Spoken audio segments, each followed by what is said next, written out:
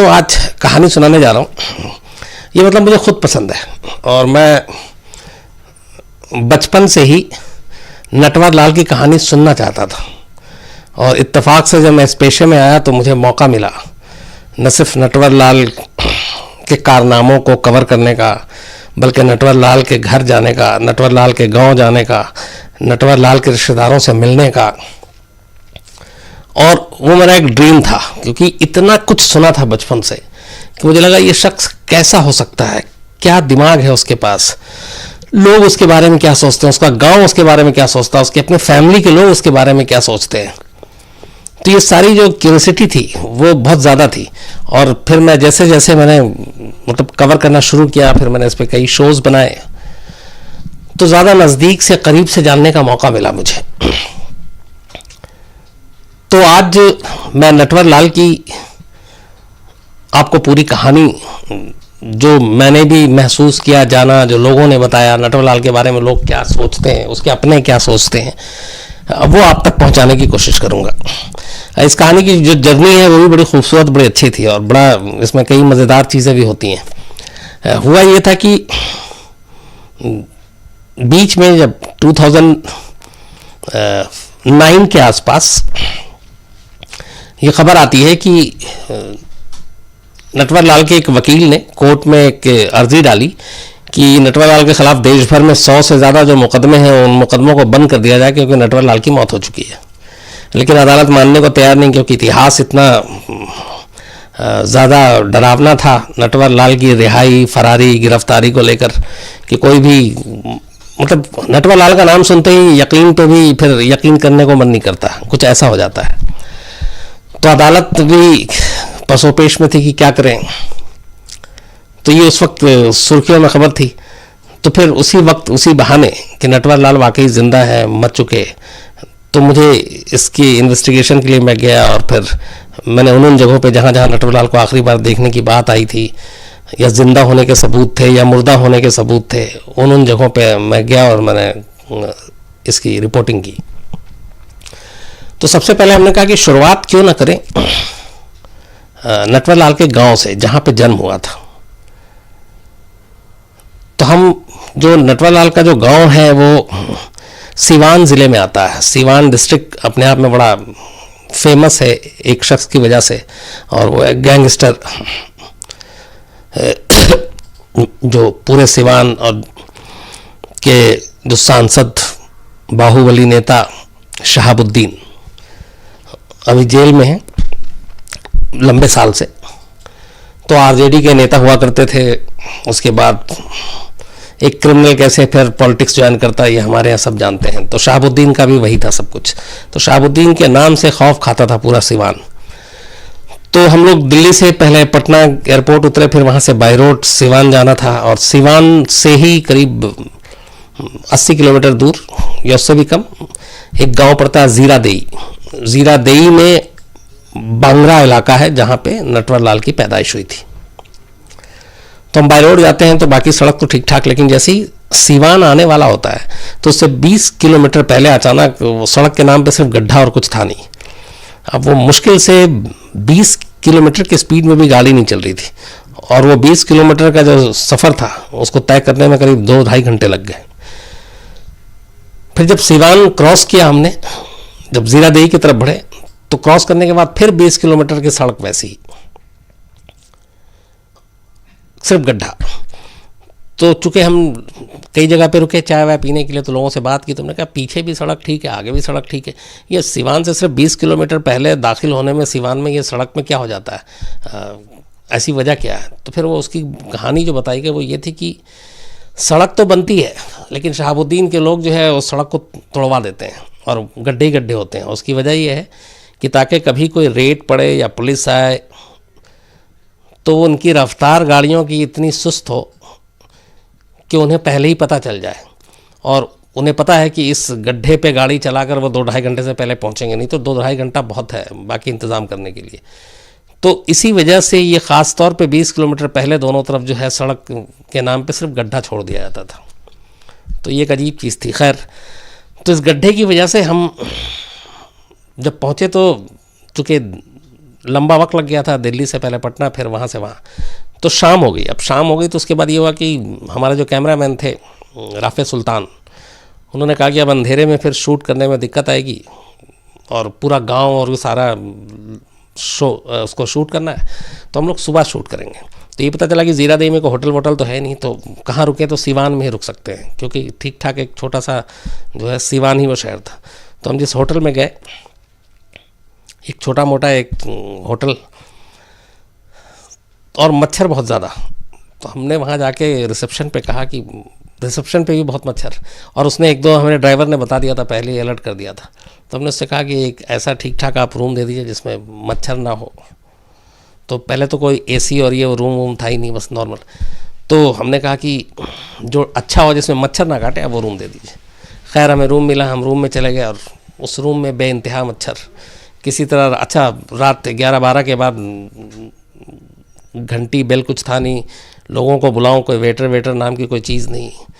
तो हमने ऐसी जाग जाग के ही रात काट दी मच्छरों की वजह से।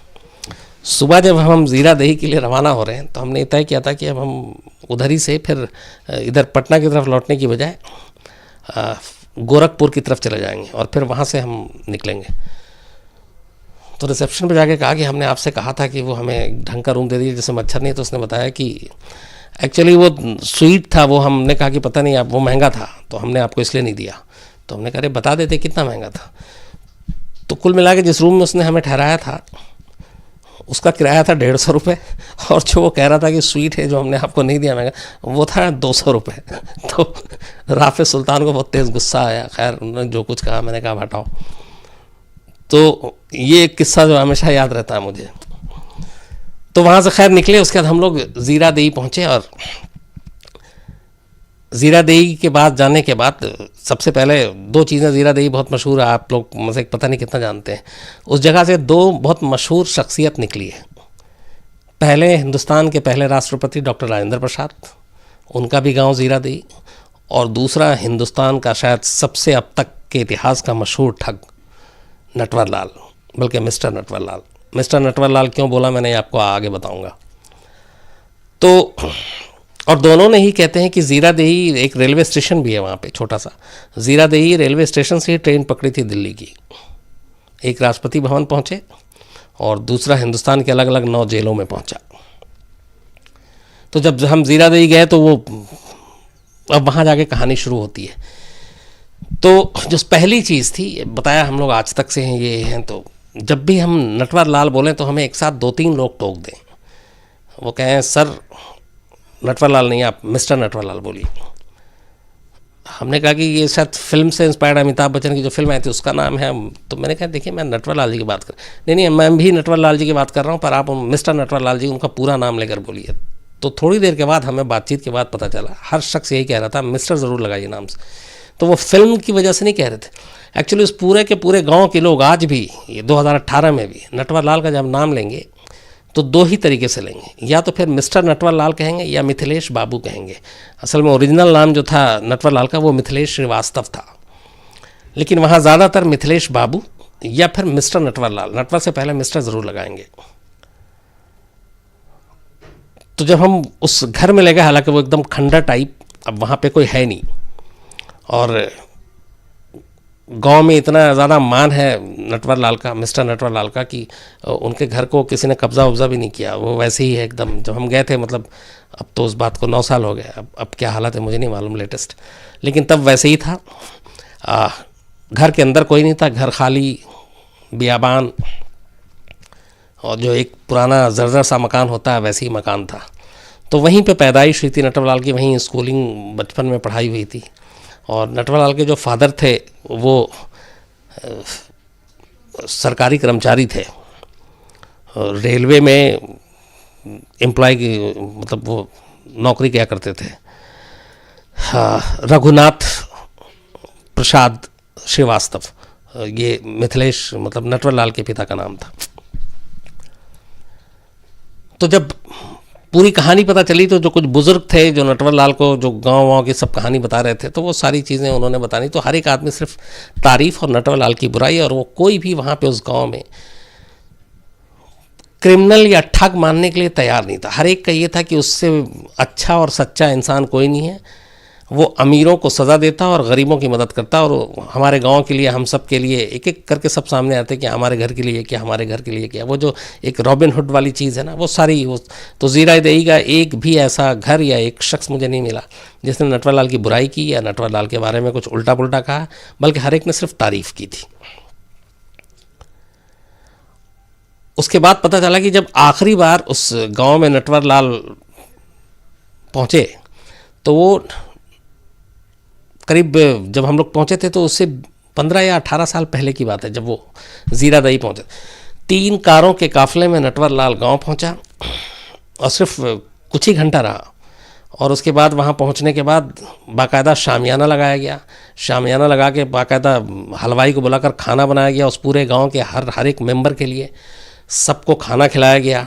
उसके बाद नटवर लाल ने जाते जाते हर एक को 100-100 रुपये दिए, और 100-100 रुपये देने के बाद, बल्कि ये 18-20 नहीं 20-25 साल से भी ज़्यादा पुरानी बात होगी, और उसके बाद फिर वो 3 गाड़ियों के काफ़िले में नटवर लाल वहाँ से निकल गए। तो ये सारी चीज़ें हमने दी। इससे पहले की जो छोटी सी चीज़ थी कि जो हम गए थे, उसकी वजह क्या थी।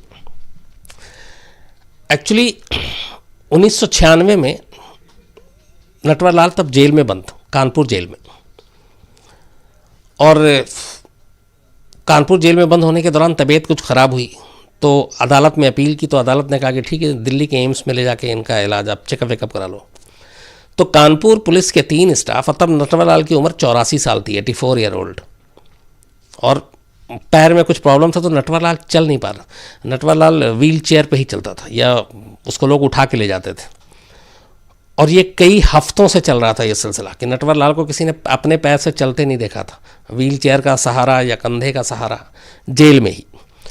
तो उसी के बाद ये हुआ कि एम्स में इलाज कराना है, तो 3 पुलिस वाले, सिर्फ 3, जबकि नटवर लाल का कद और वो सारी कहानियाँ याद करें तो मुझे लगता कम था, लेकिन यहीं पे नटवर लाल था। कानपुर से 3 पुलिस वाले नटवर लाल को अपनी निगरानी में लेकर ट्रेन से दिल्ली पहुंचते हैं। दिल्ली में ट्रेन रुकती है। ट्रेन रुकने के बाद नटवर लाल को नीचे उतारा जाता है व्हील चेयर पे, और व्हील चेयर से उतार कर फिर वो जो प्लेटफॉर्म पे बैठने के लिए जगह होती है, तो 2 पुलिस वाला हेल्प करके और नटवर लाल को वहाँ बैठा देते हैं, क्योंकि अब उन्हें बाकी एम्बुलेंस और इन चीज़ों का इंतज़ाम करना था। इसके बाद एक पुलिस वाला चला जाता है टिकट का इंतज़ाम करने के लिए, दूसरा जाता है किसी और काम से, तीसरे को नटवर लाल, अब नटवर लाल उस पर लेटा हुआ ऑलरेडी, वो अचानक कहता है कि ज़रा चाय पीनी है, तो वो कहता अच्छा मैं लेकर आता हूँ। अच्छा, तीनों पुलिस वाले के दिमाग में ये है कि ये बंदा 15-20 दिन से चल फिर भी नहीं रहा है, अपने पैर पे खड़ा भी नहीं हो रहा है, व्हील चेयर के सहारा के बिना चल इसको जा भाग भी नहीं सकता है, तो उसको उस बेंच पे बैठा के लिटा के, और तीनों अपने अपने काम से चले गए कि अभी आते हैं। थोड़ी देर के बाद पहला आता है, फिर दूसरा और तीसरा, और तीनों के पैर तले से ज़मीन खिसक जाती है। बेंच से नटवर लाल गायब। अब अफरा तफरी में सब ढूंढते हैं, भागते हैं, रेलवे पुलिस से पूछते हैं, नई दिल्ली रेलवे स्टेशन पुलिस की मदद लेते हैं, बट सवाल ही नहीं है। जो आदमी पिछले इतने दिनों से चल नहीं रहा था, वो कुछ मिनटों में रेलवे स्टेशन से गायब हो गया। वो दिन है 25 जून 1996। उसके बाद से नटवर लाल को कभी किसी ने नहीं देखा, और जब वो आखिरी बार भागा था ये 25 जून 1996 को नई दिल्ली रेलवे स्टेशन से, तब नटवर लाल की उम्र 84 साल थी और वो चल भी नहीं पा रहा था। व्हील चेयर पर पुलिस वाले लेकर आए थे और व्हील चेयर से उतार के रखा, और उसके बाद वो गायब, और नटवर लाल कभी नहीं मिला। इसी के बाद 2009 में पहली बार जब नटवर लाल के एक वकील ने अपील की कि 100 से ज़्यादा केस हैं वो बंद कर दीजिए क्योंकि नटवर लाल की मौत हो गई है, तो अदालत मानने को तैयार नहीं थी, वो सबूत प्रूफ मांग रही थी, सब कुछ। तो इसी वक्त ये खबर चल रही थी जब हम लोग ज़ीरादई पहुँचे नटवर लाल की छानबीन करने, ज़िंदा है या मुर्दा है। तो ये सब करते करते हमने सारे लोगों से, गांव से बात की। फिर उस वक्त नटवर लाल की एक ही बेटी है, और वो बेटी के बारे में हमें ये था कि वो गोरखपुर में किसी रिश्तेदार के यहाँ है, तो हमने इसीलिए ज़ीरादई से कहा था कि पटना वापस जाने की बजाय हम गोरखपुर की तरफ जाएंगे और वहाँ मुलाकात करेंगे। तो फिर हम जब पहुँचे तो नटवर लाल के भाई मिले, और उनके जो भाई हैं गंगा प्रसाद श्रीवास्तव,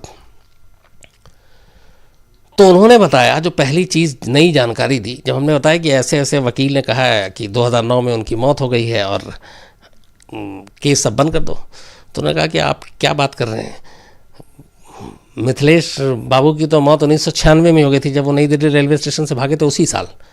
तो अब हमारे लिए भी था कि ये क्या कह रहे हैं। तो अब जाहिर सी बात है कि बैकग्राउंड में सारी कहानियाँ इतनी थी कि नटवर लाल की पूरी फैमिली पे भी भरोसा करने के लिए बहुत सारी चीज़ें पहले सोचनी पड़ेंगी, सबूत देखना पड़ेगा, और ये होता है जनरली। तो हमारे लिए नई जानकारी थी, लेकिन हम मानने को हमने कहा कि आप 96 कह रहे हैं, आपका वकील 99 2009 कह रहा है। तो उन्होंने कहा कि ऑलरेडी 1996 में मौत हो चुकी है और रांची में उनका अंतिम संस्कार कर दिया गया। अब ये बात हमारे लिए भी वो थी। फिर इसके बाद हम लोग वहाँ से रांची पहुँचे कि वहाँ से सबूत जुटाएं कि हाँ भाई अंतिम संस्कार हुआ। नटवर लाल इतना बड़ा नाम हिंदुस्तान में कि अगर नटवर लाल की इस अंतिम संस्कार में कुछ रांची के लोकल लोग शामिल होंगे तो वो भी कैमरे पे बता देंगे। हालांकि हमने बहुत तमाम कोशिश की, पर हमें ऐसा कोई चश्मदीद नहीं मिला जो इस बात की पुष्टि कर सकता कि हाँ 1996 में ही नटवर लाल की यहाँ पे मौत हो गई थी और अंतिम संस्कार में हम लोग शामिल थे। लेकिन फिर ये था कि 84 साल की उम्र 96 में थी, और 9 आते आते उसमें 9 और 4 13 साल और जुड़ गए। तो 84 में अगर आप 13 जोड़ दीजिए तो 84 और 10 94 और 3 97 साल। तो एक ये भी कह रहा था कि उम्र इतनी ज़्यादा हो गई थी कि एक तो ये था कि हाँ फैमिली वाले सही कह रहे हैं कि मौत हो चुकी है, और ना भी हो तो शायद अपने बलबूते पे अपने पैर से चलने फिरने की हालत नहीं होगी। लेकिन फिर खैर नटवर लाल की बेटी और जो पति उनके दामाद वो आर्मी में सोल्जर, उन सब के ज़रिए अलग अलग लोगों से बात करके खबर निकाली गई, तो पता चला कि हाँ वाकई नटवर लाल की जो है वो मौत हो चुकी है। और उसके बाद फिर 2009 में जो वकील ने दिया था, उसके बाद धीरे धीरे करके सारे केस नटवर लाल के क्लोज़ कर दिए गए, क्योंकि जो मेन मुजरिम है वही नहीं रहा, तो फिर केस का कोई मतलब नहीं था। तो ये तो नटवर लाल की ये सारी और ज़िंदगी और मौत की जो कहानी थी जो हम लोगों ने कवर की वो थी। अब नटवर लाल की एक जो जिसके लिए नटवर लाल जाना जाता है वो क्या था, तो वो मैं आपको बताता हूँ। मिथिलेश श्रीवास्तव, मिथिलेश कुमार, नटवर लाल, ऐसे कर कर के टोटल जो कानून के दस्तावेज़ में अलग अलग 8 राज्यों में दर्ज करीब 400 के आसपास ठगी के मामलों में जो नाम दर्ज है नटवर लाल के, वो 52 अलग अलग नाम है। 52 अलग अलग नाम से नटवर लाल ने ठगी की। और ठगी के जो पूरी शुरुआत की थी नटवर लाल की, उसकी कहानी ये है कि जब नटवर लाल पढ़ाई करने के बाद मैट्रिक में एक बार फेल हुआ, फिर पिताजी ने डांटा बहुत, उसके बाद उसने फिर पढ़ाई शुरू की और LLB किया, वकालत की पढ़ाई की और वकील बना, और इसी दौरान वो ट्यूशन भी करता था। तो अब यहाँ पे 2 चीज़ें थी। एक ये थी कि एक बार इसकी एक पड़ोसी ने नटवर लाल के एक ड्राफ्ट दिया था बैंक में जमा करने के लिए। नटवर लाल छोटा था तो ये बैंक ड्राफ्ट लेकर गया, और ड्राफ्ट में जो उस पर साइन था उसने वैसे ही हूबहू साइन अपने आप यूं ही किया। तो उसे लगा कि ये साइन तो बिल्कुल मैच कर गया। तो पहली बार उसका हौसला खुला। फिर उसने कहा अच्छा इसको देखता हूँ कुछ करके। तो उसने सेम साइन करके 3, 4, 5 किस्तों में जिन पड़ोसी ने उसको ड्राफ्ट दिया था उनके अकाउंट से 1000 रुपये निकाले। ये पहली बार जो फर्जीवाड़ा या ठगी था ये अपने पड़ोसी के साथ किया था। 1000 निकालने के बाद सब कुछ ठीक ठाक चल रहा था, तो लेकिन पड़ोसी को तब तक ये हो गया कि एक दिन वो खुद बैंक गया और पता चल गया कि उसके अकाउंट से इतने पैसे निकाले, और बैंक वाले ने बता दिया था कि वो जिसको आपने पहली बार भेजा था वो लड़का आता है। तो सीधा सीधी नटवर लाल पे शक, मतलब मिथिलेश पे। तो उसके बाद जाके घर में पिताजी से शिकायत हुई, पिटाई हुई। पिटाई के बाद ये गुस्से में नटवर लाल घर छोड़ के उसका कोलकाता पहुँच गया। तब कलकत्ता हुआ करता था, और कलकत्ता में फिर इसने आगे अपनी पढ़ाई जारी रखी, और वहीं पे एक सेठ के बेटे को ये ट्यूशन भी देने लगा। और कहते हैं कि एक बार एग्ज़ाम के लिए ही इसने पैसे मांगे सेठ से, तो सेठ ने पैसा नहीं दिया।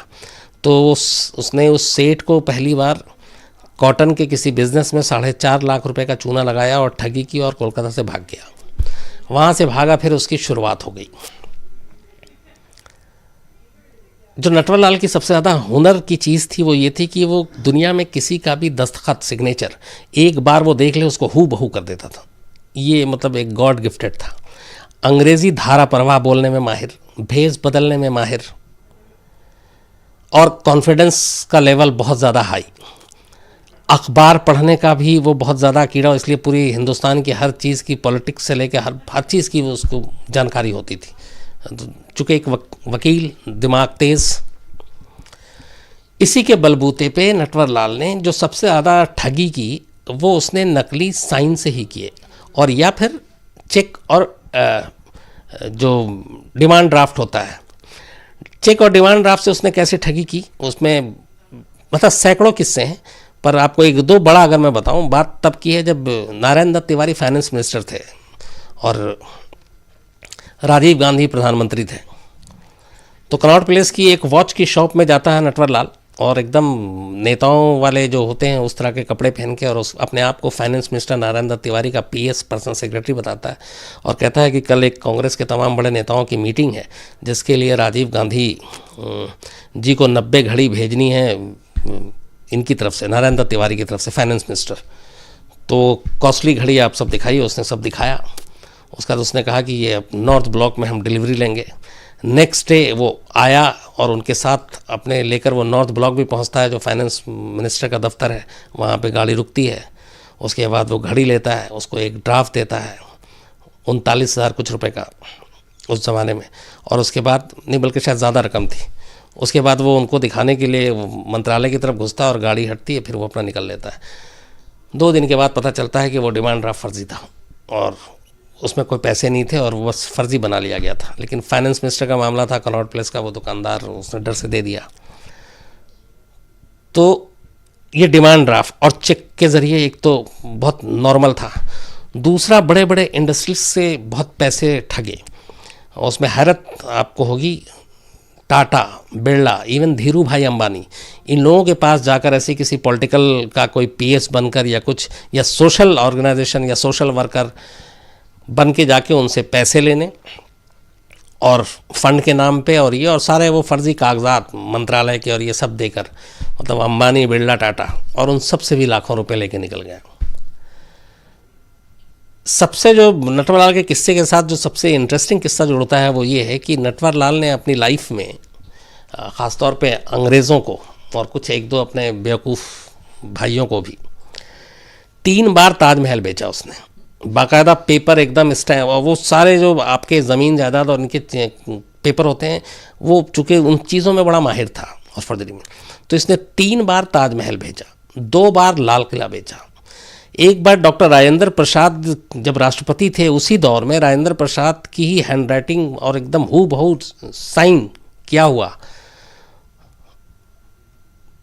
लेकर और संसद भवन भी बेच दिया, और उस पर बाकायदा था कि ये प्रेसिडेंट ऑफ इंडिया, और वो एक अंग्रेज़ था जिसको वो पेपर दिया गया था। और ये कहते हैं कि जब ये डील हुई थी, जब पेपर का आदान प्रदान हो रहा था और पैसे ले जा रहे थे, उस वक्त संसद भवन की कार्रवाई चल रही थी, और संसद भवन के अंदर 400-500 अपने सांसद भी बैठे हुए थे, और उसी दौरान उसने पूरा संसद भवन भेज दिया। और एक बार तो वो जो डॉक्टर राजेंद्र प्रसाद जिनकी वो उसने दस्तखत नकल की थी, वो राष्ट्रपति भवन भी भेज दिया। तो कुल मिला के जो मुकदमे दर्ज हैं ऑलरेडी ठगी के, उनमें से 3 बार ताजमहल के बेचने का मुकदमा दर्ज है, 2 बार लाल किला बेचने का मुकदमा दर्ज है, 1 बार राष्ट्रपति भवन और 1 बार संसद भवन। ये नटवरलाल ने अलग अलग टाइम में बेचा।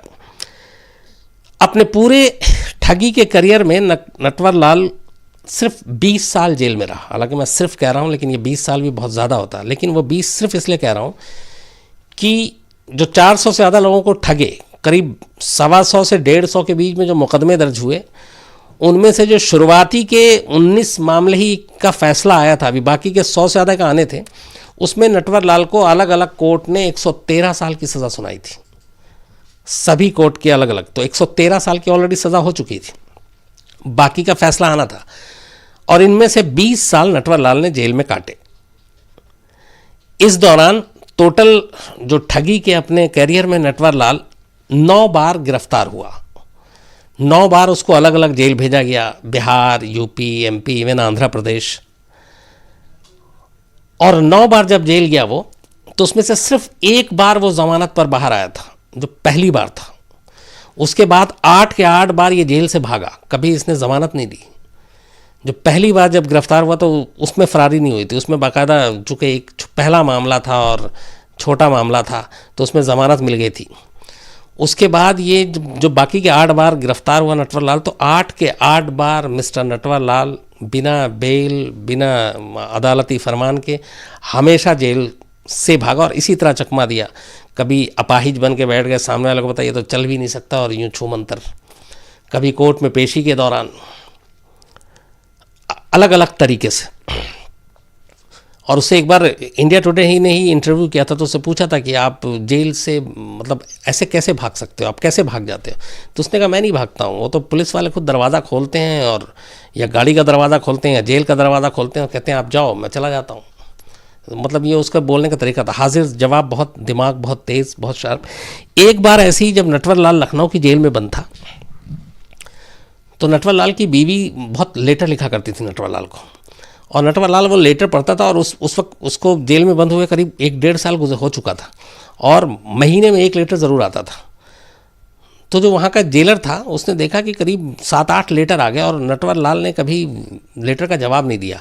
और एक्चुअली लेटर जो जेल में आता है वो सेंसर होकर आता है, उसमें देखा जाता है कि क्या क्या है, या जो जेल से लेटर जाता है वो भी सेंसर होकर जाता है कि आप पढ़ते हैं कि क्या क्या है, कुछ ऐसी प्लानिंग तो नहीं है, कुछ और तो नहीं है। तो ये है कि आप सेंसर होगा। तो जो भी लेटर आए नटवर लाल पढ़े पर उसका रिप्लाई कभी नहीं करे। तो जेलर को भी हैरानी हुई, और वो लखनऊ जेल में था, 1.5 साल हो चुके थे। तो एक दिन जेलर ने आकर, जब 7वीं-8वीं बार लेटर आया, तो वो लेटर खुद जेलर बोला मैं जाके देता हूँ नटवर लाल को। और नटवर लाल को लेटर दिया और कहा कि ये बताओ तुम्हारी बीवी तुम्हें इतना ख़त लिखती है, तुम कभी इसका जवाब भी दे दिया करो, तुम्हें देना चाहिए, वो परेशान है। तो उसने कहा अच्छा ठीक है। तब नटवर लाल ने पहली बार जवाब लिखा लेटर का, और जाहिर सी बात है वो जेल स्टाफ के पास गया।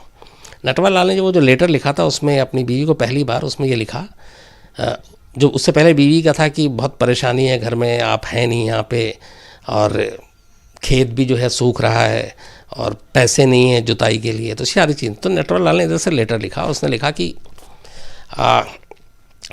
थोड़े दिन की बात और है, परेशानी मैं बाहर आ जाऊंगा, लेकिन तुम तब तक एक काम करो, वो अपने खेत के वहाँ पे एक जगह ऐसी वो लिखा जो चिन्हित नहीं हो सकता, तो वहाँ पे जाना, करीब 1 हाथ खुदाई करना, तुम्हें वहाँ पे एक अंदर से वो मिलेगा डब्बा, उसके अंदर सारे सोने के जेवर हैं, वो निकाल लेना और उसके बाद उसको बेच के और तुम अपने घर की ज़रूरत पूरी करना, और बाकी खेत वेत की जुताई वुताई भी सब करवा लेना, फसल वसल से सब ठीक हो जाएगा।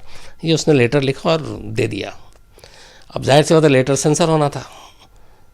पुलिस ने लेटर पढ़ा। नटवर लाल की ठगी के कारनामे, ज्वेलरी शॉप और ये सब को बहुत लूट चुका था ऑलरेडी, तो पुलिस ये सब थे। तो जैसे ही जेलर ने देखा तो जेलर की भी आंखें चौंधे आई। फिर लोकल पुलिस को खबर किया, अब इन लोगों को लगा कि बहुत सारे जो ठगी के पैसे जेवर हैं वो अब बरामद होंगे।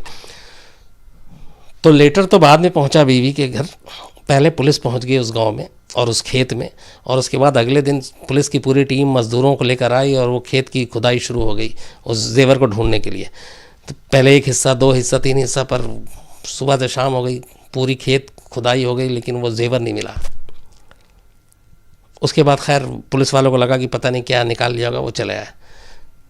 करीब 15-20 दिन के बाद जेल में फिर एक ख़त आता है नटवर लाल की बीवी का, और उस ख़त में लिखा हुआ था कि थैंक यू जेलर साहब, आपकी वजह से मेरे खेत की जुताई हो गई, पैसे नहीं थे और इस बार फसल भी अच्छी है, तो हम लोग आपको दुआ दे रहे हैं। तो जेलर ने जब नटवर लाल से पूछा था ये है क्या, तो उसने बोला कि आपके ही ज़िद पे मैंने ये लेटर लिखा है, इसलिए मैं ख़त नहीं लिखता हूँ। तो ये एक बहुत मशहूर किस्सा और ये सच्चा किस्सा है, ये रिकॉर्ड पे है, जिसमें बाद में मुहावरे भी बने, जोक्स भी बने होंगे। लेकिन ऐसा नटवर लाल का मतलब ये दिमाग था और इस तरीके की चीज़ें होती थी। एक बार ऐसी, जब कानपुर जेल में नटवर लाल बंद था तो कोर्ट में पेशी के लिए ले जाया गया, तो जो जज थे वहाँ पे, तब तक नटवर लाल का नाम बहुत फेमस हो चुका था इस वजह से कि ये ताजमहल और संसद भवन बेच दिया, तो तुम कैसे कोई आदमी बेच सकता है। तो ये होता था कि नटवर लाल मुहावरे में भी इस्तेमाल होने लगा था कि अरे तू क्या नटवर लाल है। तो वो जज भी जो थे वो नटवर लाल के कारनामों से अच्छी तरह वाकिफ़ थे। तो जब जेल में पेशी के दौरान नटवर लाल आया तो जज ने उससे सब कुछ कार्रवाई जब ख़त्म हो गई तो बोला कि मिथिलेश श्रीवास्तव, तुम ये बताओ तुम ये सब कर कैसे लेते हो। तो नटवर लाल ने कहा कि जज साहब आपके पास 1 रुपया है क्या? तो जज ने बोला क्यों? बोला नहीं है तो बताइए। तो जज ने साहब ने अपना देखा, उसका पर्स निकाला, उसमें 1 रुपया था। उन्होंने 1 रुपया निकाला, आगे बैठे वर्दली को दिया, वर्दली ने नटवर लाल को दिया। नटवर लाल ने वो 1 रुपया लिया और अपने जेब में रख लिया। बोला बस ऐसे करता हूँ जज साहब। उसके बाद वो कार्रवाई पूरी हो गई। नटवर लाल कटघरे से वापस वो जज साहब के 1 रुपये नहीं दिए। बाद में नटवर लाल ने हमेशा यही कहा कि मैंने कभी किसी का पैसा लूटा नहीं, मैंने कभी किसी से ज़बरदस्ती लिया नहीं, बस लोग मुझे अपने आप दे देते थे।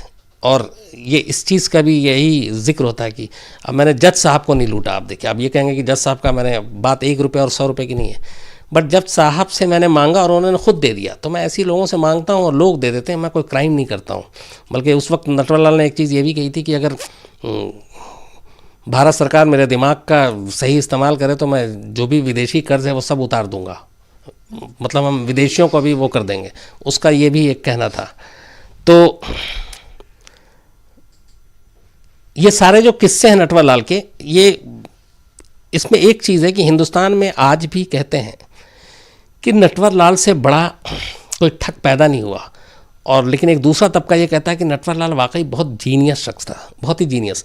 हालांकि उसने इतना सारा दिमाग गलत कामों में लगाया और गलत चीज़ों में लगाया, और वरना उसका शायद अगर सही इस्तेमाल करता तो देश का भी भला हो सकता था और बाकी चीज़ों का भी भला हो सकता था, लेकिन ऐसा था नहीं। लेकिन आज भी नटवर लाल के गांव के लोग, जीरादेई के लोग, वो अगर आप जाके खाली नटवर लाल की आप बुराई करेंगे तो समझ लीजिए आप उनके दुश्मन हैं। वो सुन ही नहीं सकते नटवर लाल की बुराई, क्योंकि उनका ये था कि हमारे गांव के लिए, हम लोगों के लिए बहुत कुछ किया है, पढ़ाने के लिए बच्चों को, शादी ब्याह का खर्चा, वो सारे कुछ किया है। और ये चीज़ें पता भी चलती हैं, क्योंकि 1-2 आदमी झूठ बोलेगा तो पकड़ में आ जाएगा, लेकिन सारे के सारे वहाँ उस गाँव के लोगों के एक ही सुर होते हैं। और दूसरा, नाम के साथ कभी वहाँ आप नटवर लाल बोलेंगे तो आप उनके दुश्मन होंगे, उसके साथ आपको मिस्टर लगाना ज़रूरी है। और उनका अब तो उनकी डिमांड भी आई थी कि हमारे गांव में नटवर लाल, मतलब मिस्टर नटवर लाल की एक याद में एक उनकी पूरी वो लगाई जाए, आदम कद मूर्ति, और सम्मानित करना चाहिए। ये सारी बीच में मांग भी उठी वहाँ जीरादेई के लोगों की। तो जितनी मुझे याद थी कहानी और जो मेरी जर्नी थी और जो मेरा आज भी, हालांकि नटवर लाल की जो नटवर लाल की टोटल 2 बीवियाँ थी। अब दोनों दुनिया में नहीं है। एक छोटा भाई अभी भी है, वो शायद गोपालगंज में है, और बेटी रांची में है। और बाकी नटवर लाल खुद नहीं है, अभी ये कंफर्म है। लेकिन मुझे लगता है कि कहानियाँ और ठगी के किस्से, ये वो जब तक हम लोग हैं सुनते सुनाते रहेंगे। और इसी पे जब मिस्टर नटवर लाल जो फिल्म बनी थी, तो उस पर भी एक ये है कि जब किसी जेल में उस दौरान बंद था, तब पूछा किसी ने कि आपके ऊपर फिल्म बन रही है, तो नटवर लाल ने कहा कि हाँ मैंने सुनी। तो उसने कहा आप देखेंगे? बोला कि नहीं, मैं असली हीरो मैं हूँ, तो मैं दूसरे हीरो की फिल्म नहीं देख सकता। और फिर ये भी था कि वो डायरेक्टर और उस पर मानहानि का मुकदमा करने की भी बात कही थी, लेकिन खैर वो हुआ नहीं क्योंकि जेल के अंदर थे। तो ये थी पूरी कहानी नटवर लाल की। अब अगर आप लोगों में से भी किसी को कुछ जानकारी हो तो मुझे बताइएगा। आज जब मैं आ रहा था तो एक मेल मैंने किसी का पढ़ा था, वो कह रहे थे कि आज मैं काफ़ी कुछ जानता हूँ, तो मुझे अच्छा लगा। मैंने कहा चलो, इंटरेस्ट मेरा पर्सनल इंटरेस्ट भी था, क्योंकि मैं नटवर लाल के किस्से जब सुनाता हूँ या सुनता हूँ तो मुझे बड़ा अच्छा लगता है, क्योंकि ऐसे कैरेक्टर बड़े कम मिलते हैं जिनके बारे में हम बचपन से ही कहानियाँ सुनते आ रहे हैं। और मैं बड़ा लकी हूँ कि मैं उन जगहों पे गया जहाँ जहाँ नटवर लाल के कारनामे हुए थे, और जहाँ नटवर लाल का जन्म हुआ, उनके रिश्तेदारों से मिला, जब समझने जानने की कोशिश की कि ऐसा क्या है। तो आज कहानी में इतनी है। कल 9 बजे आपको कुछ एक बहुत टाइम से एक फरमाइश आ रही है, देश से भी और देश के बाहर से भी। तो वो पूरी कहानी तस्वीरों के साथ, कुछ विजुअल के साथ, और वो एक अजीब कहानी है, कल सुनाऊंगा रात 9 बजे। सर एक सवाल है कि नटवर लाल गिरफ्तार कैसे होते थे? नटवर लाल गिरफ्तार कैसे होते? जैसे 1-2 बार तो नटवर लाल रंगे हाथ पकड़े गए, और ये बात है कानपुर की, क्योंकि नटवर लाल के कारनामे इतने फेमस होते गए थे। खासतौर पर नटवर लाल ने जब तक छोटे काम किए तब तक सब ठीक था। नटवर लाल के जो लाल किला और ताजमहल और संसद भवन और राष्ट्रपति भवन बेचने की खबरें उस वक्त अखबारों में सुर्खियां बन गई थी, और नटवर लाल चूँकि पहले भी अरेस्ट हो चुका था, और तस्वीरें भी सब अखबारों में आई थी, टीवी तब तो था नहीं, तो उसकी वजह से लोगों तक ये बात पहुंच गई थी। तो अच्छा, नटवरलाल के काम करने का तरीका बड़ा सिमिलर था, मतलब डिमांड ड्राफ्ट देकर, चेक देकर, इस तरह से बेवकूफ़ बनाना और बड़े मंत्रियों का नाम लेकर, मतलब जितने बड़े बड़े नेता हैं उन सब का ही पीएस से लेके कुछ बनकर। तो एक कानपुर के जौहरी को शक हो गया था जब नटवरलाल गया, तो उसने कहा कि ठीक है, और उसने चुपचाप से नटवरलाल को बहाने से बैठा रखा था और फिर पुलिस को कॉल कर दिया, पुलिस आई, उसने पहचान लिया नटवरलाल है। तो कुछ इस तरीके से। अच्छा, नटवरलाल की कामयाबी का राज एक ये भी था कि नटवरलाल ने कभी अपना गैंग नहीं बनाया। एक आध दो हेल्पर के तौर पे वो ज़रूर यूज़ किया अलग अलग लोगों को, लेकिन परमानेंट कभी किसी को नहीं रखा। और नटवरलाल ने ये हमेशा, मतलब अपने जिन पुलिस वालों के साथ वो ज़्यादा बातें होती थी, कहता था कि अकेले में फंसने के चांसेस कम होते हैं, अगर ज़्यादा लोग होंगे तो फंसने के चांसेस ज़्यादा, गद्दारी भी हो सकती है, मुखबिरी भी हो सकती है। तो इसलिए वो हमेशा अपने बलबूते पे अपने ऊपर यकीन करता था, बाकी कभी कोई गैंग वो बनाया ही नहीं उसने। सर, एक लोगों की डिमांड है कि आजकल के इंटरनेट के टाइम पे वो क्या एग्जिस्ट कर पाते, जैसे OLX भी, और वो कुछ बेच देते, तो बहुत सारे लोग आज के ज़माने में एग्जिस्ट कर पाते, ये अच्छा सवाल है। लेकिन मुझे लगता है कि एक्चुअली हम लोगों में, शायद मेरी अगर सोच गलत हो तो नहीं, हम क्या करते हैं कि हम अलग अलग वक्त के साथ कंपैरिजन करते हैं कि अरे आज के ज़माने में ऐसा नहीं हो सकता था, उस ज़माने, लेकिन उस ज़माने में भी तो कुछ चीज़ें तरक्की कर रही होंगी, उस ज़माने में भी तो कुछ टेक्निक या बाकी चीज़ें धीरे धीरे आ रही होंगी, उस ज़माने में भी तो लोगों का जहन खुल रहा होगा। जैसे हम आज कहते हैं कि आज हमारे पास सब कुछ टेक्निक, टेक्नोलॉजी, व्हाट्सएप, ये वो, इंटरनेट, 20 साल के बाद लेकिन कहाँ होगा, 20 साल के बाद क्या होगा, ये आप सोचिए। तो हमारे जो 20 साल के बाद के होंगे वो ये कहेंगे वो 2018 में उनके पास ये सब छोड़ी होगी यार, तो पता नहीं क्या। तो ये हर दौर का अपना एक होता है, हम पिछले दौर को थोड़ा बहुत ज़्यादा पीछे ले जाते हैं, ऐसा नहीं। हर दौर में कुछ ना कुछ तरक्की और तेज़ी होती है, और हर दौर में कुछ ना कुछ शातिर दिमाग और ऐसे ज़हीन दिमाग होते हैं। तो क्या पता वो 20 साल बाद भी होता तो उसका दिमाग इसी हिसाब से चलता। बल्कि आज तो मुझे लगता है कि मतलब ये मेरी अपनी थॉट है कि नटवरलाल का दिमाग जिस तेज़ी से चलता था, मुझे लगता है कि वो शायद आज के दौर में ज़्यादा ख़तरनाक और सक्सेसफुल होता। पूछिए कैसे। अब ये सारा आपके जो बैंक और ये वो सारे अकाउंट सब तो आपके इंटरनेट और ये वो सारी चीज़ों पे है, और हैकिंग और हैकर ये सब हम जानते हैं। तो अगर ये अपना दिमाग पूरा उधर कर लेता तो आप सोचिए पता नहीं क्या इंटरनेशनल जो है IMF और वर्ल्ड बैंक के भी मालूम हुआ कि सारे पैसे उड़ा लेता। तो ये इसलिए कमतर नहीं समझना चाहिए। जो आदमी जिस दौर में जी रहा होता है वो उस दौर में सबसे आगे निकलने की सोचता है। तो नटवरलाल अगर आज होता तो यही सोचता कि शायद बेस्ट टेक्नोलॉजी है जिसके ज़रिए वो धोखा कर सकता है, टेक्नोलॉजी में ठग बन सकता है। तो क्या पता टेक्नोलॉजी का वो सबसे बड़ा मिस्टर नटवरलाल होता। सर, अभिषेक श्रीवास्तव जी पूछ रहे हैं कि मेहुल चौकसी और नीरव मोदी को अभी के टाइम के नटवरलाल बोल सकते हैं, कितना सही होगा नटवरलाल? अभिषेक श्रीवास्तव साहब हैं, ये कह रहे हैं मेहुल चौकसे या नीरव मोदी को आज का नटवरलाल कह सकते हैं। मुझे नहीं लगता बिल्कुल। हाँ, इनकी रकम बहुत ज़्यादा है, पर दोनों का अलग अलग।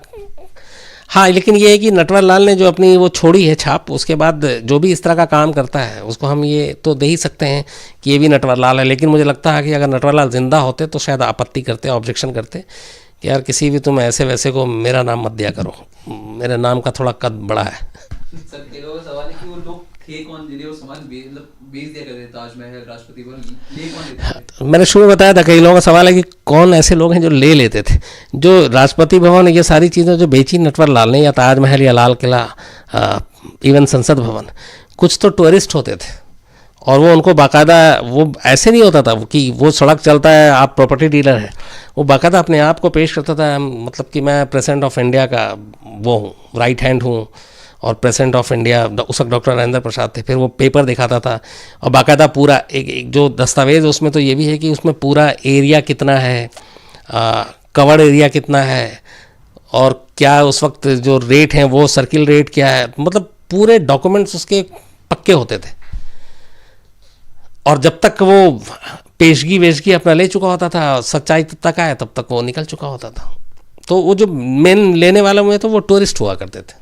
सर, कई लोगों का डिमांड है कि राजीव दीक्षित जी की आप स्टोरी कभी सुना है? बहुत लोगों की एक साथ नहीं, कम से कम 10 हाँ, मैं राजीव दीक्षित साहब की स्टोरी आपने कहा सुनाऊंगा मैं नेक्स्ट वीक। आप अब चूँकि टाइम भी बहुत हो गया, अब इससे ज़्यादा मैं और वादा भी नहीं करूँगा कि और लटकाऊँ। अगले हफ्ते पक्का राजीव दीक्षित, तुम दोनों याद रखना है, इसको नोट कर लेना है। सर, सुमित दास जी कह रहे हैं कि क्या कहीं वो रॉ एजेंट तो नहीं थे? सुमित दास कह रहे हैं कि रॉ एजेंट तो नहीं थे। नहीं, ये तो नहीं कह सकते, क्योंकि रॉ एजेंट इस तरह से खुलेआम कानून का उल्लंघन नहीं करेंगे और ना ऐसी ठगी करेंगे। सर अभिजीत दाटिया जी पूछ रहे हैं कि is cheating glorified in his village today, मतलब उनके यहाँ गांव में ग्लोरीफाई किया जाता है चोरी को। अभिजीत का कहना है कि वहाँ पे क्या इसको ग्लोरीफाई किया जाता है, उनके गांव में नहीं। अब उनके गांव में जो है अभिजीत वो ये है कि वो लोग वही है कि वो मानते ही नहीं कि नटवर लाल ने कभी कोई गलत काम किया। उनका कहता है जो अमीर लोग गरीबों को लूटते थे उन अमीरों को नटवर लाल लूट के और हम गरीबों को की मदद करते थे, वो रॉबिन हुड वाला जो है चीज़। तो वो नटवर लाल, अच्छा वो एग्जाम्पल देखिए, नटवर लाल ने कभी किसी को चाकू नहीं मारा, कभी किसी का कत्ल नहीं किया, कभी किसी को चोट नहीं पहुँचाई और कभी किसी को चाकू या गन पॉइंट के नोक पे भी नहीं लूटा। और ये कमाल है, वैसे नटवर लाल ने 400 से ज़्यादा ठगी के किस्से हैं, लेकिन कोई भी एक ऐसा मामला नहीं आता जिसमें नटवर लाल ने कभी हथियार का इस्तेमाल किया और हथियार के बलबूते पे किसी से पैसे जेवर कुछ भी लूटा, कभी नहीं। उसने सिर्फ अपनी बातों से, अपनी अदाओं से, अपने हाव भाव से, अपने कॉन्फिडेंस से, अपनी ज़ुबान से लोगों को लूटा। सर एक सौरभ है, वो बोल रहे हैं कि सर नटवर लाल जैसे जीनियस इंसान के दिमाग का अगर सरकार सही इस्तेमाल करती तो सच में फायदा होता, पर उसे गुनहगार बनाने के पीछे हमारी सोसाइटी का कितना बड़ा हाथ है। सौरभ साहब का ये कि नटवर लाल को गुनहगार बनाने के पीछे हमारी सोसाइटी का कितना हाथ है और क्या उसके दिमाग का बेहतर इस्तेमाल हो सकता था। देखिए, हर इंसान के साथ सोसाइटी या समाज में जहाँ हम रहते हैं ज़रूरी नहीं कि सब कुछ अच्छा हो। कई बार कुछ चीज़ें ना चाहते हुए भी बुरी हो जाती हैं, लेकिन उसका ये मतलब नहीं है कि आप मायूस और नाउमीद होकर आप कानून के दुश्मन बन जाएं, कानून अपने हाथ में ले लें और आपको लगे कि आपके साथ तो सही नहीं हुआ तो अब आप दूसरों के साथ सही नहीं करेंगे। ये सोच ही अपने आप में ख़तरनाक और इससे एक सभ्य समाज का जो है वो बैलेंस पूरी तरह बिगड़ जाता है। तो कई बार हो सकता है कि किसी के साथ नाइंसाफ़ी हुई, अच्छा नहीं हुआ, लेकिन उसका ये मतलब नहीं है कि आप उसके लिए खुद कानून के मुजरिम बन जाएँ, बल्कि लड़ना चाहिए और कोशिश ये करना चाहिए कि उसको ठीक करें। सर स्वप्नेश देवगढ़ बोल रहे हैं, उनकी मौत के इतने साल के बाद उनके वकील ने जब पिटीशन दायर करी तो उनको किसने बोला गया था डालने का? स्वप्नेश साहब का है कि उनकी मौत के इतने साल के बाद वो 2009 में पिटीशन दाखिल की, वकील ने, वो किसने कहा था? वो उनकी फैमिली की तरफ से कहा गया था और उसकी वजह ये थी कि चूँकि अदालत में मुकदमा चल रहा था और बहुत सारी चीज़ें थी, नटवर लाल की कुछ प्रॉपर्टीज़ और ये वो सबको लेकर, तो वो भी सारी उसी हिसाब से कानूनी कार्रवाई के हिसाब से चीज़ें चल रही थी। दूसरा एक ये भी था कि एक वो हट जाए, क्योंकि नटवर लाल तब भी भागे हुए थे। जब भी नटवर लाल भागते तो नटवर लाल के जितने रिलेटिव या फैमिली के मेम्बर हैं उनको जाकर पुलिस फिर तंग किया करती थी। कई बार घर के पीछे आगे मुखबिरी भी होती रहती थी, जासूस भी छोड़ दिए जाते थे कि भाई आए तो पकड़ लेंगे, उठा लेंगे, तो फैमिली भी डिस्टर्ब होती थी। तो उसने कहा कि चलो अब ये क्लियर ही कर दो कि डेथ हो चुकी है, ताकि ये नटवर लाल का पीछा कम से कम अब पुलिस और कानून छोड़ दे। तो एक सोनू पाठक जी सर वो पूछ रहे हैं कि उन्होंने सुना है कि शायद से राजेंद्र प्रसाद जी ने नटवर लाल को जॉब के लिए दिल्ली बुलाया था, तो क्या कितनी सच्चाई है इसमें? सोनू पाठक साहब का कि नटवर लाल को जॉब के लिए राजेंद्र प्रसाद जी ने दिल्ली बुलाया था, नहीं, ये सिर्फ एक कहानी है, सच्चाई इसलिए नहीं है। बस सच्चाई इसमें इतनी है कि जीरादेई रेलवे स्टेशन से ही नई दिल्ली के लिए दो लोगों ने ट्रेन पकड़ी थी। एक डॉक्टर राजेंद्र प्रसाद ने पकड़ी थी जो सीधे राष्ट्रपति भवन पहुंचे, दूसरा जो पकड़ा वो मिथिलेश श्रीवास्तव उर्फ मिस्टर नटवर लाल ने, जो गुनाहों के रास्ते पे चले और फिर 8 राज्यों में अलग अलग उनके खिलाफ मुकदमे दर्ज हुए और 8 राज्यों की जेलों में वो अलग अलग रहे। और ये जो 300-400 थे, इनमें सबसे ज़्यादा मामला तो बिहार का ही था, उसके बाद यूपी अफेक्टेड रहा, फिर आपके वेस्ट बंगाल, फिर दिल्ली, चूँकि दिल्ली में सारे नेताओं का सबसे ज़्यादा आसान, नेताओं के नाम पे बन के आसान शिकार होता था। सर एक स्वप्न श्रीवास्तव जी हैं, उनका फेक क्वेश्चन है, सर आपकी कहानी कहने का अंदाज बहुत अदब है और अट्रैक्टिव है। मैं कभी ऑनलाइन नहीं आता हूँ पर लेकिन आखिरी एक वीक से मैं आपकी कहानी रोज खींचा चलाता हूँ, कुछ इंस्पायरिंग स्टोरी भी सुनाई। दिल्ली से बहुत ज़्यादा दूरी पर नहीं है ये जगह, यूपी में बागपत में, पश्चिमी उत्तर प्रदेश यानी वेस्टर्न यूपी में। इस वक्त इस जगह पर एसडीएम मौजूद है, यानी सब डिविजनल मजिस्ट्रेट, पुलिस की टीम है, साथ में गांव वाले हैं, और ये एक ऐसी कब्र की खुदाई चल रही है जिस कब्र में ऑलरेडी 3 दिन पहले एक लाश को दफनाई जा चुकी थी। 72 घंटे बाद अब उसी कब्र को दोबारा खोदी जा रही है और उस कब्र में से उसी लाश को बाहर निकाली जा रही है। अब कब्रिस्तान के अंदर से कब्र से एक लाश को 72 घंटे में क्यों निकालनी पड़ी? क्या वजह है इसकी? क्यों एसडीएम, पुलिस, गांव वालों की भीड़ है यहाँ पर? तो इस तस्वीर की पूरी कहानी आपको सुनाऊं उससे पहले बात करीब 18-20 साल होंगे पुरानी, 18 या 20 साल शायद। इसी वेस्टर्न यूपी, पश्चिमी उत्तर प्रदेश, एक जगह जहाँ का नाम नहीं लूँगा, मेरा एक दोस्त जो वहीं से बिलोंग करता, वहीं का रहने वाला, दिल्ली आया। उसने जर्नलिज्म किया और वो एक जर्नलिस्ट, वो भी क्राइम जर्नलिस्ट। उसने बहुत सारे शूट पे हम साथ रहे। उसने मुझे एक दिन एक कहानी सुनाई। उसने कहा कि ये जो पूरा बेल्ट है पश्चिमी उत्तर प्रदेश में, इसमें एक चीज़ आज भी है कि अगर एक ही गोत्र के लड़का और लड़की में शादी हो जाए या फिर एक दूसरे धर्म में शादी हो जाए तो इस गांव में आज भी एक फरमान जारी होता है और फिर लड़का और लड़की को मार दिया जाता है, क्योंकि उन्होंने गांव की परंपरा का उल्लंघन किया है। इस दौर में 15-20 साल पुराना भी कोई बाबा आदम का दौर नहीं था। सुनकर बड़ा अजीब लगता था कि आज भी ऐसा होता है, ऐसा इलाका है। तो पता चला हाँ, हरियाणा में भी है, पश्चिमी उत्तर प्रदेश में भी, चूँकि वो उससे सटता हुआ इलाका है। फिर उसने एक कहानी सुनाई थी और ये रियल कहानी है। उसने बताया था कि उसके जो बड़े भाई हैं वो उस गांव के प्रधान बने और प्रधान बनने के बाद अब गांव में जब भी कुछ होता तो पंचायत बैठती, प्रधान का हुक्म सर्वोपरि, सभी को मानना होता है। गांव में रहना है तो प्रधान हुक्का पानी बंद कर दे तो गांव वाले कोई खाना पीना भी नहीं देंगे। तो वो शुरुआत में जब प्रधान नहीं बने थे, पढ़े लिखे ग्रेजुएट, तो वो इस परंपरा के बड़े खिलाफ थे कि कैसे अगर एक गोत्र में लड़का लड़की, आज का दौर है, आज़ाद हैं, शादी कर सकते हैं अगर बालिग हैं तो ये क्या परंपरा है। लेकिन जैसे ही वो प्रधान बने उनकी सोच बदल गई। शायद दबाव है कि उन्हें उसी इलाके में रहना, उसी गांव में रहना। तो एक केस आया, एक लड़का और लड़की का, दोनों एक दूसरे से प्यार करते थे लेकिन दोनों एक ही गोत्र के थे और गोत्र के हिसाब से दोनों फिर गांव वालों के मानना था कि भाई बहन है, तो शादी नहीं हो सकती थी। अब दोनों भागकर दोनों ने शादी कर ली, शहर में रहे। अब लड़की तो लड़की, उसे अपने माँ बाप की याद आई।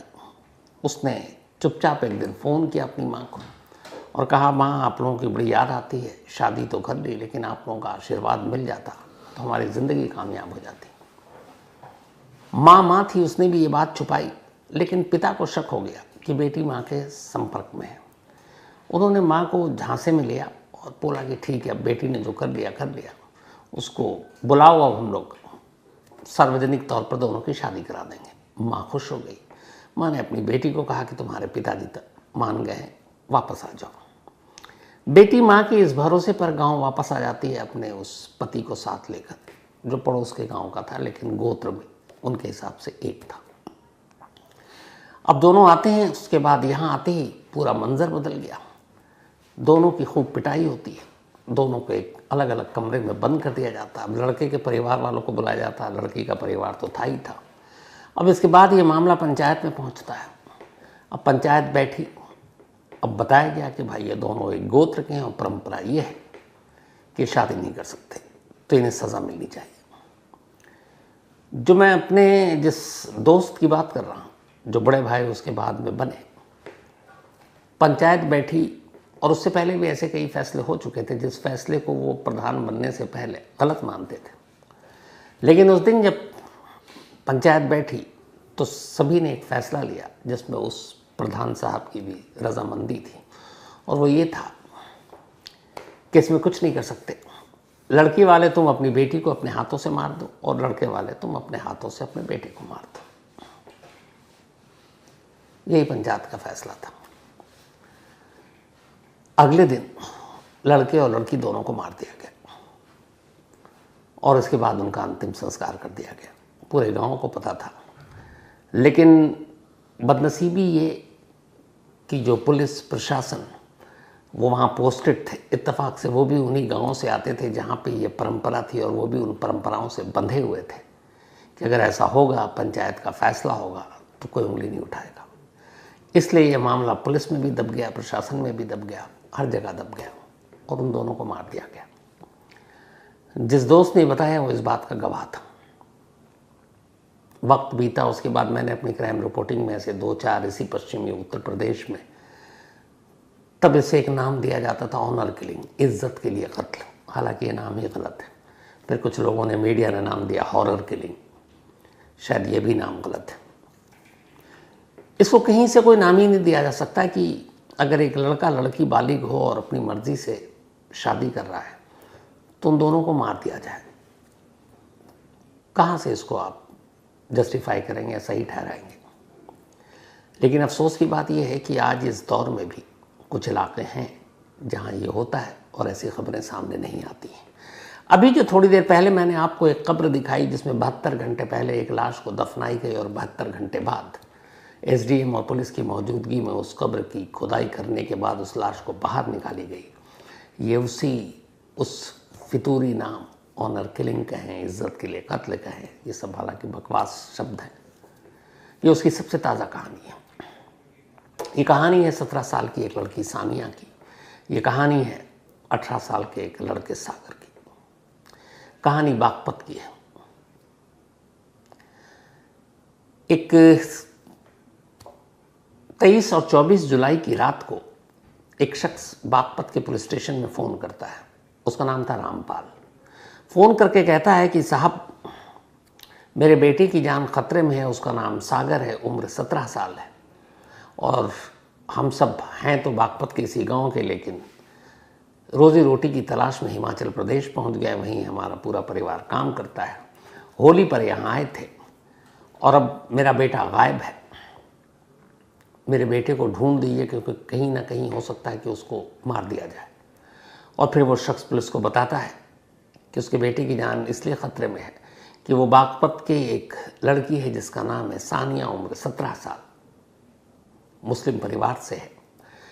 सागर और सानिया प्यार करते हैं, घर वालों को पता चला और उन्होंने उसे उठाया, मारा पीटा और 23 तारीख को ही सानिया का कत्ल कर दिया, सानिया के अपने घर वालों ने। मुझे ये भी डर है कि कहीं उसके कत्ल का इल्ज़ाम पे हमारे ऊपर न धर दिया जाए और मेरा बेटा कहाँ है मुझे पता नहीं, फ़िक्र हो रही है, तो आप प्लीज़ बचा लीजिए। पुलिस को फ़ोन किया लेकिन पुलिस ने कोई एक्शन नहीं लिया। उसे लगा ठीक है चलो। अब इधर बाप घबराया हुआ रामपाल, क्या करे। फिर उसने इंतज़ार किया, पुलिस ने कुछ नहीं किया। फिर उसने वीडियो बनाया, ये वीडियो 40-50 सेकंड का होगा। इस वीडियो में उसने पुलिस, यूपी के चीफ मिनिस्टर योगी साहब, इन सब का जिक्र किया और कहा हमारी जान को बचा लीजिए। तो जब पुलिस ने कोई कार्रवाई नहीं की उसके फ़ोन पर, तब उसने एक वीडियो रिकॉर्ड किया। ये है वो वीडियो जिसमें रामपाल जो कुछ कह रहा, आप भी सुनिए। मेरी एक रिक्वेस्ट है जी, डीएम साहब से भी और एसपी साहब से भी और मुख्यमंत्री से भी, हमें कोई नहीं पता जी हमारा लड़का कहाँ है ना जी। इन्होंने कोई हमारा हाथ दिया जी, पुलिस हमारे से पूछताछ करे साहब, हमें क्या पता जी। इन्होंने अपनी लड़की मायर का वहाँ दाब दे जी, बिना पोस्टमार्टम के दाब दे जी नहीं, और हमें डरा रखे जी, पूरे धमकी दे रखी जी हमें। मेरा लड़का लापता है जी, मेरा लड़का दिखा दे जी, किसी तरह गोली मारने की धमकी दे रखी साहब यहाँ पर उसे इन्होंने। तो अब ये वीडियो सामने आया, उसने पुलिस वालों को भेजा। अब पुलिस वाले के हाथ पैर फूले कि भैया ये वीडियो में तो सारी बात कह रहा है, मामला संगीन है, सीएम तक का नाम ले रहा है कि भैया आप मदद कीजिए, अब अगर नहीं किया तो फिर पुलिस वालों पे गाज गिरेगी। अब पुलिस वाले हरकत में आए, रामपाल से पूछताछ की। उसके बाद रामपाल ने बताया, वीडियो में भी कह रहा कि उन्होंने अपनी लड़की को दाब दिया है। दाब दिया मतलब दफना दिया, लोकल भाषा में। अब रामपाल के इस बयान के बाद पुलिस ने जब तफ्तीश शुरू की तो पता चला वाकई जिस लड़की का ये जिक्र कर रहे हैं उस लड़की की 3 दिन पहले मौत हो गई। अब पुलिस ने हर तरफ से पूछताछ करने के बाद जब घर पे गए तो घर वालों से पूछताछ की। उन्होंने कहा हाँ साहब हमारी लड़की बीमार थी, उसे टीबी था और उसकी मौत हो गई, हमने उसे कब्रिस्तान में दफना दिया। तो पूछा कोई पोस्टमार्टम या कुछ, बताया गया नहीं। अब पुलिस को रामपाल की शिकायत थी। इसके बाद रामपाल ने जो कहानी सुनाई उसके बाद घर वालों को उठाया गया, सानिया के ताऊ और चाचा, उनके लड़कों। फिर पूछताछ हुई। जब पूछताछ हुई तब उन्होंने कबूल कर लिया कि हाँ हमने अपनी बेटी को मारा है। माँ बाप ने नहीं, लड़की के ताऊ, चाचा और उनके बच्चों ने। अब जब ये हुआ तो फिर पुलिस ने मामला दर्ज किया। उसके बाद डीएम साहब के पास पहुंची। उसने कहा कि अब ये मर्डर का केस है या टीबी से हुई मौत, ये सच तभी पता चलेगा जब इस लाश को कब्र से बाहर निकालेंगे और उसके लिए इजाज़त दी जाए। डीएम साहब ने इजाज़त दी और इस इजाज़त के मिलने के बाद 26 जुलाई की सुबह 10 बजे पुलिस की टीम एसडीएम की अगुवाई में बागपत के इस कब्रिस्तान में पहुंचती है, जहां की इस वक्त आप तस्वीरें देख रहे हैं।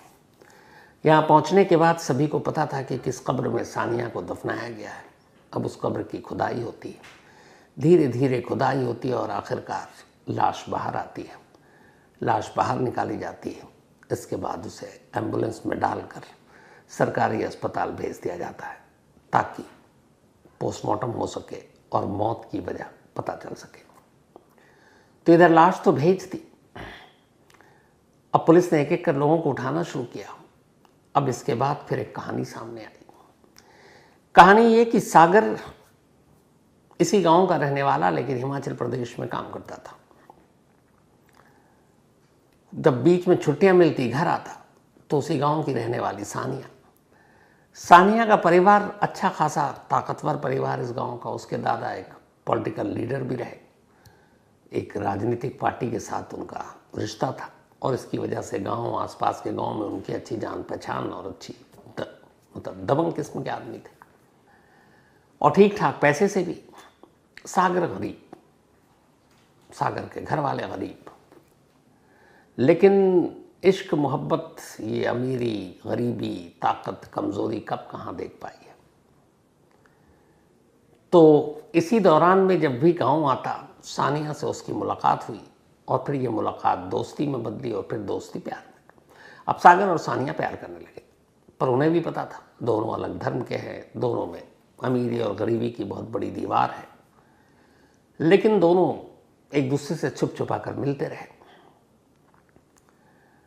इसी दौरान में अभी लास्ट होली में सागर घर आया बागपत और यहाँ आने के बाद फिर दोनों में बात हुई। उसके बाद ये हुआ कि अब हमें एक साथ रहना चाहिए, शादी कर लेनी चाहिए। 17 जुलाई को इसी महीने एक रोज़ दोनों ने पहले से प्लान किया और सागर और सानिया बागपत से भाग गए और ये दोनों पहुंचे हिमाचल प्रदेश, जहां सागर काम करता था। अब ये दोनों भागे, शाम हो गई, शाम तक सानिया घर नहीं लौटी। घर वालों को फिक्र हुई, उन्होंने पता करना शुरू किया।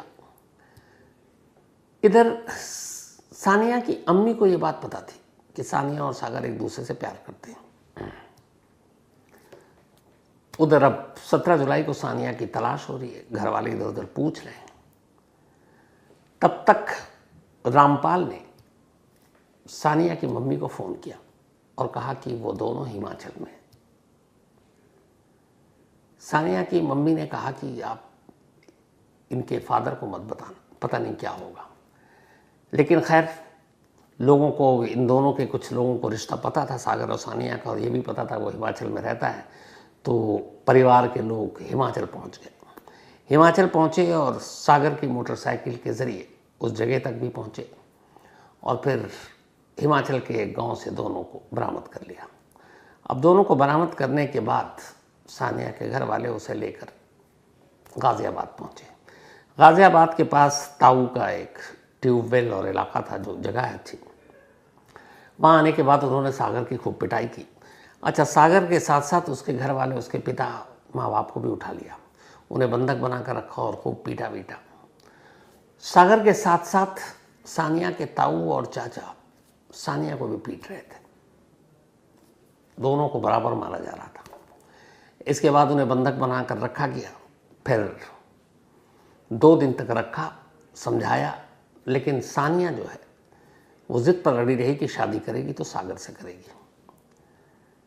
इधर 2 दिन बाद सागर और उसके घर वालों को इस धमकी के साथ छोड़ दिया गया कि अगर दोबारा सानिया के आसपास भी नजर आए तो मार डालेंगे, और वो दोनों, उन सबको भेज दिया गया। इधर अब सानिया थी, सानिया लगातार जिद पे थी कि नहीं वो सागर के साथ जाएगी। माँ बाप सानिया के अपने ताऊ और चाचा के इस जुल्म के सपोर्ट में तब तक नहीं थे। फिर जब ताऊ और चाचा सबने कहा कि नहीं ये तो ख़ानदान का नाम ख़राब कर देगी और ये मान नहीं रही, इसलिए एक ही तरीका ऐसे मार डालो। माँ बाप के ना चाहते हुए भी ताऊ, जिनका सबसे ज़्यादा वहाँ पे वो दबंग किस्म के, उन्होंने 22 और 23 की रात को सानिया कि मुंह पर तकिया रखकर गला घोंटकर उसे मार डाला। जब सानिया की मौत हो गई तो अब ये हुआ कि इसकी मौत को छुपाए कैसे। छुपाना मुश्किल था क्योंकि कोई ना कोई कहता सानिया कहाँ गई है। तो फिर ये प्लान हुआ कि ये बताया जाए। घर वालों को, अब सानिया के माँ बाप को भी डराया गया और फिर कहा गया कि सानिया की मौत टीबी से हुई है, ये पूरे गांव को बताना है।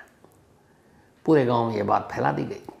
उसके बाद 23 तारीख को गांव के ही कब्रिस्तान में सानिया को दफना दिया गया।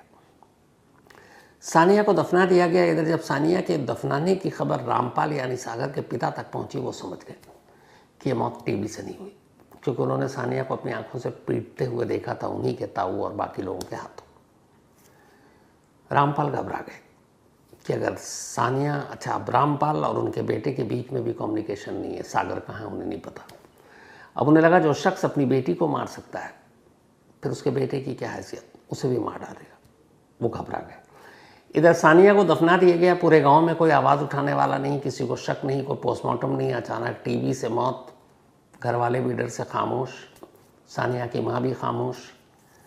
और 2 दिन जब बीत गए तो फिर रात को रामपाल को लगा कि नहीं, अगर अपनी फैमिली की जान बचानी है, ख़ुद की बचानी है, और ये भी है कि कल को सानिया की मौत का इल्ज़ाम भी न डाल दे, तब उसने पुलिस को फ़ोन किया और बताया कि जो सानिया की मौत हुई, जो उसे दफनाया गया है, दाबा गया है, वो असल में मर्डर है और घर वालों ने किया। लेकिन पुलिस ने सीरियसली नहीं लिया। जब नहीं लिया तब रामपाल को सोशल मीडिया की अहमियत का भी एहसास था। उसे लगा इस वीडियो को बना कर अगर हम हर जगह बांट देंगे तो शायद सच्चाई सामने आए, और उसने ऐसे ही किया। और उसने एसपी और जो सीएम है सबके नाम लिए। और इसी वीडियो के बाद पाकपत पुलिस अब पहली बार ईमानदारी से काम करती है और फिर लाश सामने बाहर आती है और इस तरीके से सच्चाई सामने आती है। सागर फिलहाल ये पता चला है कि सुरक्षित है, हिमाचल में है, और बागपत पुलिस उसका स्टेटमेंट दर्ज कराने के लिए उसे हिमाचल से बागपत ला रही है। अभी तक इस मामले में 6 लोगों को गिरफ्तार किया गया है। 3 और लोग हैं जो फरार हैं। 9 लोग टोटल नामजद हैं, जिनमें ताऊ हैं, चाचा हैं, उसके कज़न हैं सानिया के। और पुलिस इस बारे में अभी इन्वेस्टिगेशन कर रही है कि सानिया के अपने माँ बाप का कितना बड़ा रोल है। क्या वो वाकई उनकी मर्ज़ी के ख़िलाफ़ ताऊ और बाकी लोगों ने सानिया को मारा, या इनकी मर्ज़ी शामिल थी। तो एक बार इन्वेस्टिगेशन में सच्चाई सामने आएगी तो फिर इन लोगों के ख़िलाफ़ अगर एक्शन लेने की ज़रूरत पड़ी तो लेंगे। लेकिन फ़िलहाल बागपत पुलिस का मानना है कि जो ताऊ और बाकी के लोग हैं, असली कल्प्रिट वो हैं। तो इस तरीके से मोहब्बत के नाम पर नफ़रत करने वालों ने एक और जान ले ली। आज की कहानी में इतनी ही। अब आपसे मुलाकात होगी कल रात 9 बजे किसी नई कहानी के साथ। तब तक अपना और अपनों का ख्याल रखिएगा। Thank you very much.